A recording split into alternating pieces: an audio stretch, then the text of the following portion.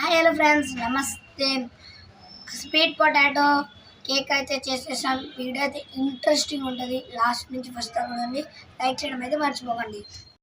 Sweet potato cakes కోసం ముందుగా ఇలా 2 స్వీట్ పొటాటోస్ని అయితే తీసుకోండి. ఇంత ఉండవే తీసుకోండి.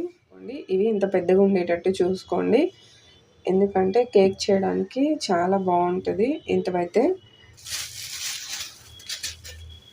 ఇంత చిన్నవి తీసుకున్నారంటే కేక్ చేయడానికి బాగోవు అన్నమాట. వీటిని ముందుగా నీట్గా క్లీన్ చేసుకొని తొక్క తీసి పెట్టుకోవాలి. చాలా ఈజీగా ఉండబోతుంది.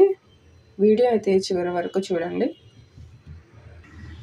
ఇప్పుడు వీటిని క్లీన్ చేసుకొని తొక్క తీసి ఎలా కట్ చేసుకోవాలో చూపిస్తాను.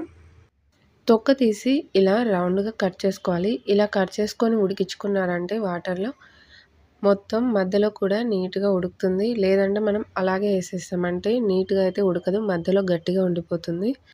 ఉడికించుకున్న స్వీట్ పొటాటోని మొత్తం ఒక బౌల్లోకి తీసుకొని ఇలా మెత్తగా పేస్ట్ లాగా చేసుకొని అందులో 2 టేబుల్ స్పూన్ల షుగర్, అలాగే 2 టేబుల్ స్పూన్ల పిండిని తీసుకొని బాగా కలపాలి. బాగా కలిపిన తర్వాత చిన్న బాల్స్ లాగా చేసుకోవాలి. మెల్లగా రౌండ్ చుడుతూ మధ్యలో ప్రెస్ చేశారంటే ఇలా రౌండ్ కేక్స్ లాగా తయారైపోతాయి. వాటిని ఇలా పెనం మీద వేసుకొని ఆయిల్ కానీ నెయ్యితో కానీ కాల్చుకున్నారంటే కేక్స్ రెడీ అయిపోతాయి.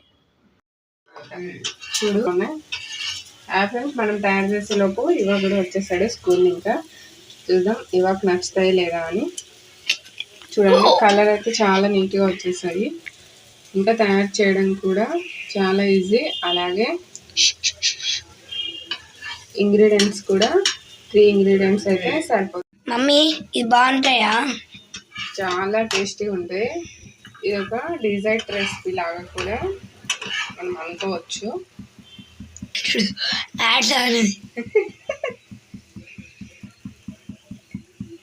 మరి ఇది మీడియం ఫ్లేమ్లో పెట్టుకొని మాత్రం చిన్నవి ఎందుకున్నాయి, పెద్ద కూడా చేసుకోవచ్చు. కానీ చిన్నగా అయితే మీకు చిన్నపిల్లలు కదా ఇష్టంగా తింటారు. స్వీట్ పొటాటో కేక్స్ అయితే రెడీ అయిపోయి చూడండి. లోపల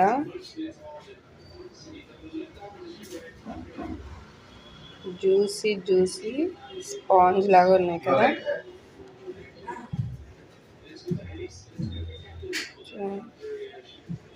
చాలా టేస్టీగా ఉంటాయి అన్నమాట.